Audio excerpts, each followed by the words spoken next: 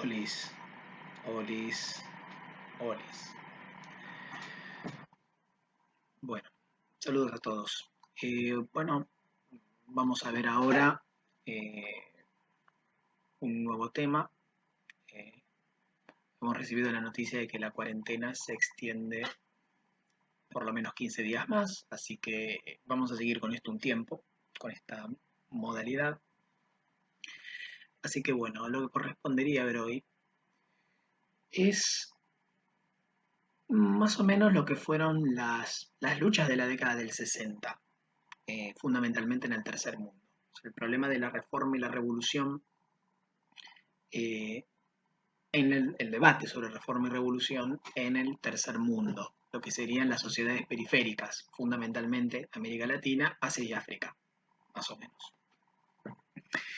Cuando vimos la Guerra Fría, el problema el problema de la Guerra Fría es que a veces no te permite ver las particularidades de algunos conflictos en distintos lugares del mundo, sino que uno tiende a creer que todo, absolutamente todo, está ligado a el enfrentamiento entre Estados Unidos y su ideología liberal capitalista y la Unión Soviética con su ideología comunista. Sin embargo, si bien Estados Unidos y la Unión Soviética jugaban una especie de ajedrez con el resto del mundo, eso no significa que no hubiera conflictos más particulares en distintas regiones que podían estar relacionados con el conflicto mundial a nivel ideológico y político, pero que no significaba que estaban totalmente alineados con alguno de los dos o que el conflicto se explica solamente por el enfrentamiento entre capitalismo y comunismo, no. Las cosas fueron más complicadas. Y eso se notó mucho en la década del 60. O sea, la década del 60 fue una década muy convulsa, quizás una de las décadas políticamente más interesantes que tuvo el siglo XX, porque estuvo atravesado por una serie de conflictos que terminaron desbordando las, el enfrentamiento particular entre Estados Unidos y la Unión Soviética. O sea, Estados Unidos y la Unión Soviética no lograron contener dentro de su enfrentamiento todos los conflictos que hubo en el mundo, sino que la conflictividad a nivel mundial los desbordó, más allá de lo que ellos mismos querían y fue todo mucho más allá de su control. Lo primero que podemos mencionar es el proceso de descolonización de Asia y África. Recordemos, Asia y África habían sido prácticamente en su totalidad, sobre todo África, eh, colonizadas por las potencias imperialistas europeas en el siglo XIX, más o menos entre 1880 y principios del siglo XX hasta 1910, más o menos. ¿Qué sucedió? Después de la Segunda Guerra Mundial, las grandes potencias europeas, sobre todo Gran Bretaña y Francia, habían quedado muy debilitadas económicamente. Entonces, eh, el costo de sostener sus enormes imperios coloniales, gigantescos imperios coloniales, ellos proyectaban, las autoridades de cada una de estas potencias proyectaban que iba a traer más perjuicios que beneficios, porque te tenías que hacer cargo de todo. Tenía que sostener todo lo que fuera el aparato estatal, sobre todo la represión, y esto había que hacerlo en sociedades que habían comenzado a generar movimientos nacionalistas que buscaban la independencia. Con lo cual, a futuro, lo que se te venía encima como potencia colonizadora era gastar cada vez más plata en reprimir. O sea, si no podés mantener el sistema colonial de la manera en que más te favorece, eh, empieza a perder sentido mantenerlo porque solamente lo vas a mantener por una cuestión de prestigio nacional, imperial, gastando cada vez más plata cuando no tenés esa plata, cuando no tenés ese dinero, que era lo que le pasaba a Gran Bretaña y a Francia después de la Segunda Guerra. Entonces, lo que comienzan a hacer, sobre todo Gran Bretaña, es comenzar a negociar la independencia de cada una de estas sociedades que se convierten en nuevas naciones, con su propio independientes, con su propio Estado y demás, pero negociarlo de una manera ventajosa. ¿Qué quiere decir? Romper la dependencia política, o sea, la relación, el vínculo colonial directo, o sea, la dominación política directa, pero mantener la dependencia económica, o sea, que las nuevas naciones independientes eh, estuvieran subordinadas económicamente a las empresas y a los capitales de la potencia colonial. ¿Por qué? Porque era lo más fácil, porque era lo más sencillo para evitar que la independencia fuera un proceso muy traumático a nivel económico-social y porque además las potencias querían eso. Digamos, yo te doy la independencia, pero mis empresas las mantenés, mis intereses económicos los mantenés. Entonces, eh, la idea fue esa. Francia también comenzó a negociar la independencia con sus dominios, pero el proceso fue mucho más conflictivo. Hay colonias que Francia no quería dejar por una cuestión estratégica digamos, orgullo como potencia, pero que eran paradójicamente las que tenían movimientos nacionalistas más fuertes y más desarrollados y como consecuencia de eso, de la negativa de Francia a querer irse de esos lugares y por otro lado la potencia de esos movimientos nacionalistas, en ambos casos se terminó en brutales guerras civiles con niveles de represión muy altos, con prácticas incluso de terrorismo de Estado y demás, pero que terminaron siendo inútiles porque Francia les tuvo que dar la independencia igual. Estamos hablando de Argelia en 1958 hasta el 62, fue esa guerra de independencia, guerra de liberación, y en el caso de Vietnam, entre 1946, apenas terminada la Segunda Guerra Mundial, y 1954, que es cuando Francia negocia la independencia de Vietnam. Fueron conflictos muy costosos, muy sangrientos, donde Francia perdió buena parte de su prestigio como potencia y terminan siendo inútiles porque pierden igual. Bien, ¿qué pasó? Este proceso de descolonización, lejos de dar lugar a un montón de sociedades, de nuevas naciones que se hacían aliadas automáticamente de Estados Unidos o de la Unión Soviética, dio lugar a un conjunto de países que lo que comenzaron a buscar es tener una posición propia, intermedia, que negociara de manera independiente tanto con Estados Unidos como la Unión Soviética. O sea, no alinearse con ninguno de los dos bloques, eh, pero negociar con los dos. O sea, tratar de obtener lo que más les convenía y sin por eso comprometerse con ninguno de los dos. Eso es lo que se conoce como el surgimiento de la idea del tercer mundo. ¿Por qué? Porque el primer mundo supuestamente eran los países capitalistas de Occidente, o sea, Estados Unidos y Europa. El segundo mundo era el mundo socialista, o sea, la Unión Soviética y el bloc y los países de Europa del Este. Y claro, el tercer mundo serían todos los demás, ¿no? O sea, todos los países africanos independientes, todos los países asiáticos independientes, países latinoamericanos independientes, etc. Esto dio lugar a una organización internacional de estos países descolonizados que se llamó Movimiento de Países No Alineados, que era una organización internacional que trataba justamente de darle algún tipo de institucionalidad a esta idea de, bueno, no vamos a estar ni con la Unión Soviética ni con Estados Unidos, somos nosotros y nada más, y negociamos lo que más nos conviene. Bueno, en segundo lugar, el problema de la radicalización de la clase obrera, las clases medias y particularmente la juventud en la década del 60. Que esto pasó en Europa Occidental, pasó en América Latina, pasó en Estados Unidos, pero también pasó a su manera en Europa del Este, o sea, en los países que estaban bajo la zona de influencia soviética. Eh, ¿Por qué? Porque, digamos,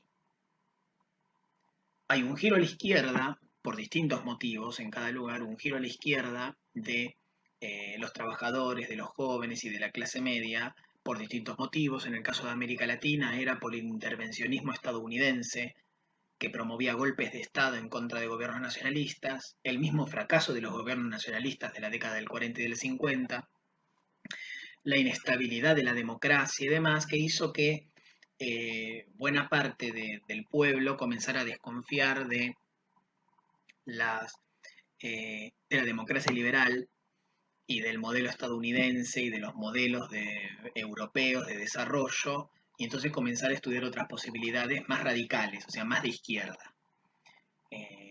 Y esto dio lugar también a una profundización de los conflictos, de la lucha y también de la violencia. Acá es donde aparecen las organizaciones armadas, lo que se conoce comúnmente como guerrillas.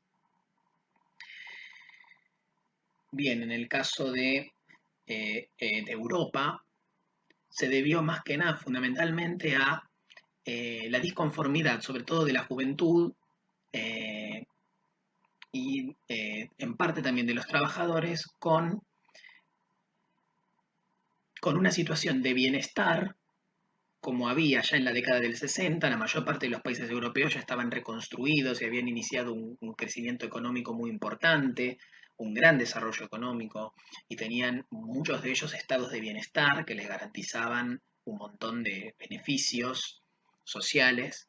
Sin embargo, los jóvenes lo que veían era que había un gran conformismo en la sociedad, el consumismo, o sea, la idea de que eh, la realización de las personas se hacía exclusivamente a través de consumir productos, de comprar cosas y demás, y también el conservadurismo cultural, sobre todo en las relaciones familiares, sexuales, en las relaciones laborales y demás, era algo que los jóvenes entendían que había que comenzar a romper. Entonces comienzan a, dan un giro a la izquierda y empiezan a ejercer una gran presión para generar una especie de revolución cultural, una revolución en la cultura. Paralelamente a eso, los trabajadores empezaban a exigir que hubiera una mayor redistribución de los beneficios del crecimiento y el desarrollo, porque estaba empezando a notarse que había un cierto estancamiento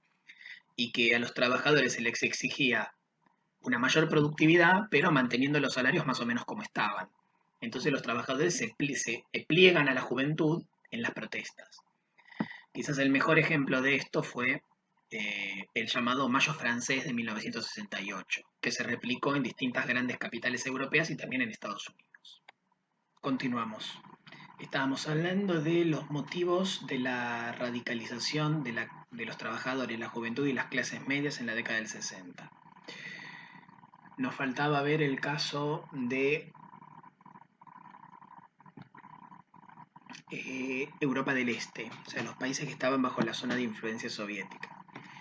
Bueno, el motivo en este caso era el fuerte conservadurismo político y cultural que tenían los regímenes comunistas del bloque oriental soviético. Eran sistemas, recordemos, de partido único, ¿no? Con una ideología de Estado que era el marxismo-leninismo, o sea, la interpretación stalinista, o sea, de Stalin, el líder soviético de la década del 30 y del 40, la interpretación stalinista del marxismo, que era la más ortodoxa y conservadora de todas, y había una fuerte censura en la posibilidad de expresarse, en la cultura, y bueno, por supuesto, muy pocas alternativas, prácticamente ninguna alternativa política a- al gobierno del Partido Comunista. Tampoco había debate interno en el Partido Comunista. O sea, eran sociedades sumamente cerradas, con un alto nivel de censura, podríamos decir un nivel significativo de opresión eh, en este sentido. Eso, por supuesto, las nuevas generaciones eh, a las que les llegaban las noticias de lo que estaba sucediendo en otros países, en Europa Occidental fundamentalmente, con los movimientos de protesta de la juventud, comienza a generar presiones al interior de los partidos comunistas inclusive, pero también desde la misma sociedad, desde las bases de la sociedad, hacia una mayor liberalización. Liberalización por un lado de la cultura, liberalización por otro lado de la economía, mayores reformas económicas que permitieran un mayor bienestar, y por otro lado, en última instancia, algunos se animaban a pedir una liberalización política, que quería decir una reforma que rompiera con el monopolio del poder por parte del Partido Comunista, permitiera que hubiera elecciones libres y ahí, bueno, que sucediera lo que tenía que suceder. Si seguía el comunismo, si no, se iría a otra cosa. Algunos planteaban la posibilidad de un socialismo democrático, más parecido a los partidos socialistas de la Europa capitalista, o sea, partidos de centro izquierda, y no tan alineados con la interpretación stalinista y ortodoxa y soviética del comunismo. Estos intentos fueron brutalmente reprimidos. El caso más representativo fue, o el más conocido, es el de República Checa en 1968, la llamada Primavera de Praga, que fue un intento del Partido Comunista de Checoslovaquia de hacer una reforma interna que llevara, que fuera en la dirección de lo que mencionaba recién, liberalización políticas, cultural. Pero bueno, la Unión Soviética, que ejercía un control muy estricto sobre sus aliados de bloque, intervino de manera directa en todos los casos en los que se dieron estos movimientos de protesta, colaborando con la represión por parte del gobierno local. Hubo también movilizaciones en Polonia. Muchos años antes había habido como una primera versión de este tipo de protestas y de movilizaciones en Hungría en el 1956, que también fueron fuertemente reprimidas.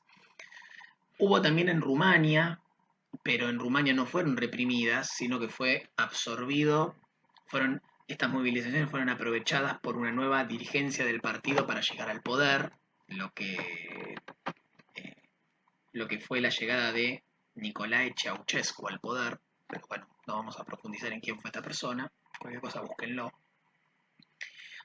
Y, y bueno, lo que quedó es, por un lado, un gran malestar en la población por la represión, por la fuerte represión que había habido, y por otro lado, sí, un llamado de atención a los gobiernos comunistas de Europa del Este que aceptaron llevar adelante algunas reformas, que les dieron como 10 años más de gracia hasta que a fines de la década del 70 comienzan las protestas de nuevo, sobre todo en Polonia. Pero les dieron como una especie de descansito. Bueno,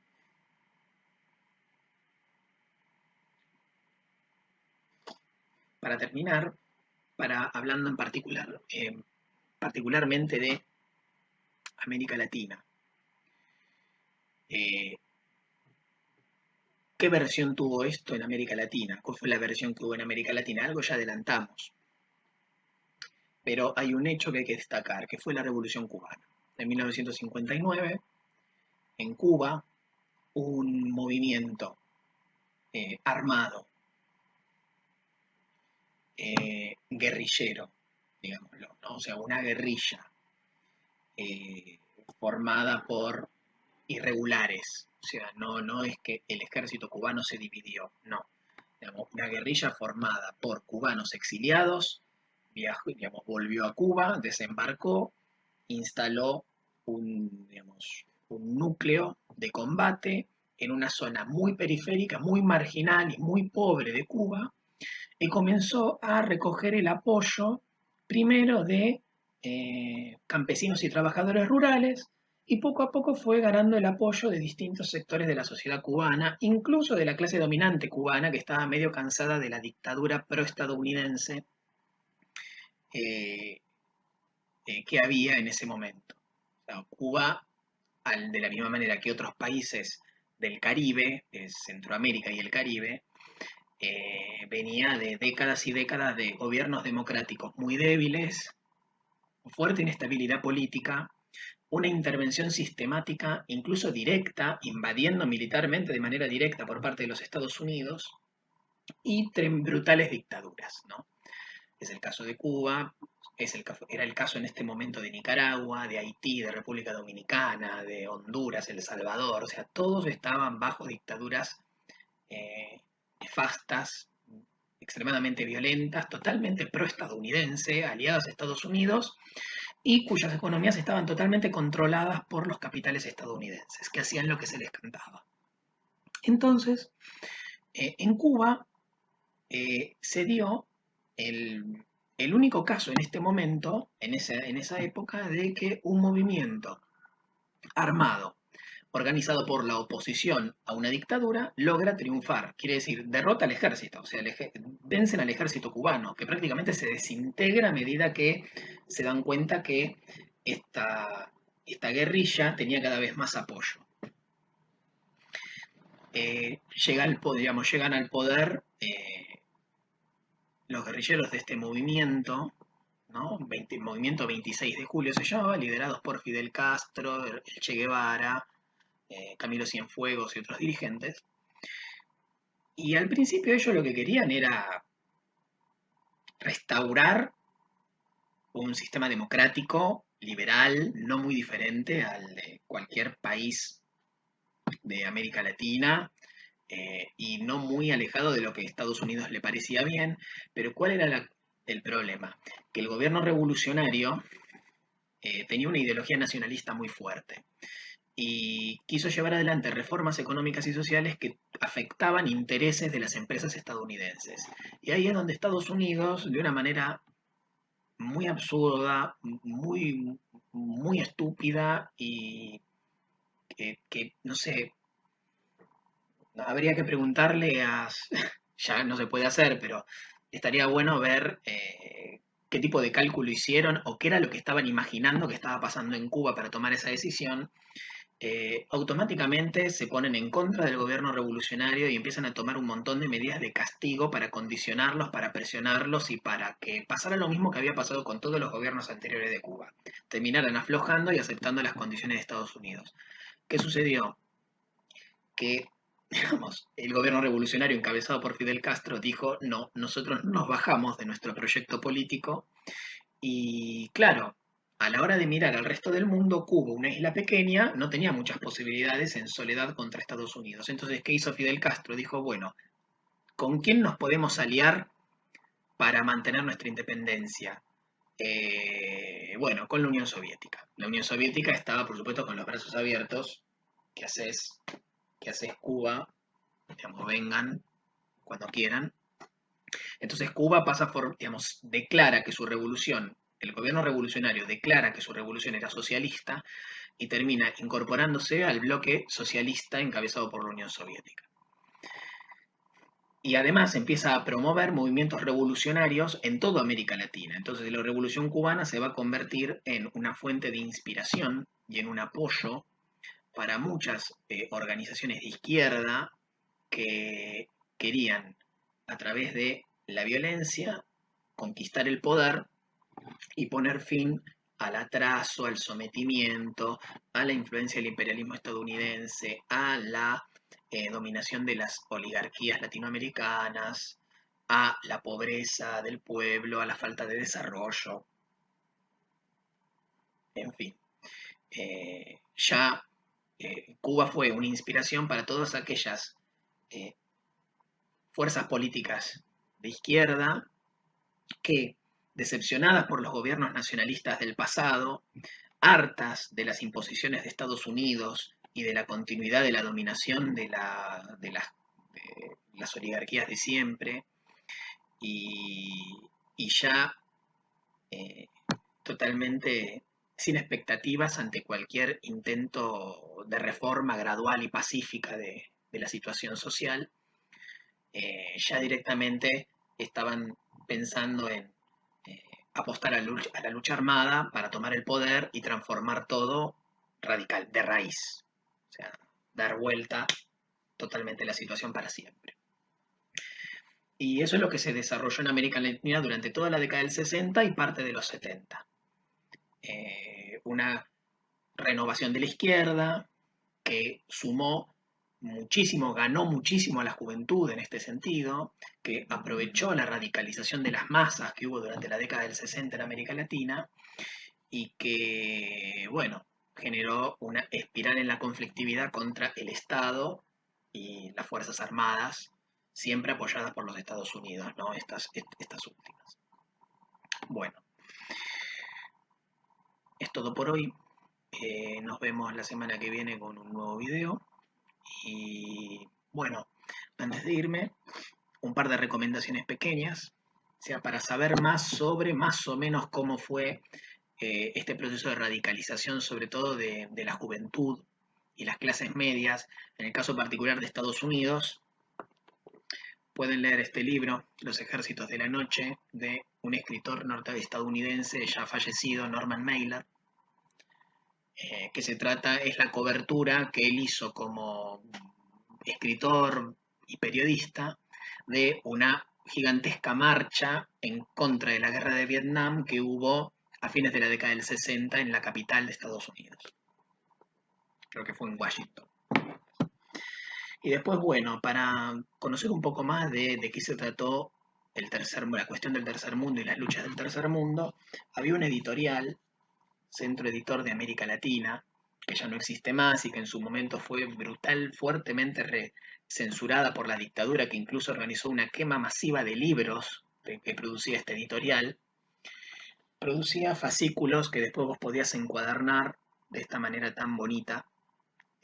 Yo tengo algunos, tengo una pequeña colección de esto porque son como también nostalgia. Acá tienen, ¿no? Dependencia y liberación en el tercer mundo, hechos del tercer mundo y hombres del tercer mundo, ¿no? Por ejemplo, acá pueden ver a Fidel Castro y Salvador Allende, quien fuera socialista de Chile. Esto lo pueden encontrar en cualquier librería de usados en la zona del centro de la ciudad de Buenos Aires, o en librerías de viejo, o en Mercado Libre, ¿por qué no? Si tienes la posibilidad. No es caro, es barato, porque bueno, ya es material